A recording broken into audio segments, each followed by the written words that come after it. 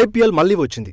2025 season వేలం ముగిసింది. Royal Challengers Bengaluru RCB ఆచితూచి అడుగులేసింది. ముందే ఆశల పల్లకి ఎక్కకుండా ఆలోచించి నిర్ణయాలు తీసుకుంది. స్టార్ ఆటగాళ్లను కొనుగోలు చేయకుండా ముందు చూపుతో వ్యవహరించింది. భవిష్యత్తును దృష్టిలో ఉంచుకుని టాలెంట్ కి టీం నిర్మాణానికి ప్రాధాన్యత ఇచ్చింది. టోర్నమెంట్ ప్రారంభం నుంచి నమ్ముకున్న విరాట్ కోహ్లీని మళ్లీ అట్టిపెట్టుకుంది.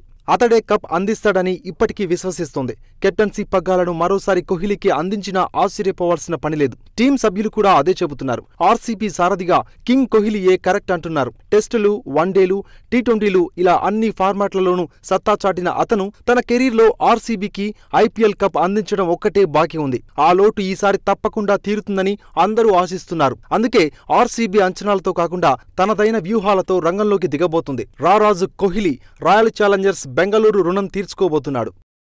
కాంపిటేటివ్ ఎగ్జామ్స్ కు ఉపయోగపడే ఇలాంటి జీకే కరెంట్ అఫైర్స్ ని ఎప్పటికప్పుడు తెలుసుకునేందుకు మీ ఫోన్లో డైలీ బైట్స్ కరెంట్ అఫైర్స్ యాప్ను డౌన్లోడ్ చేసుకోండి. ఈ పోటీ ప్రపంచంలో నిరంతర అప్డేట్గా ఉండండి.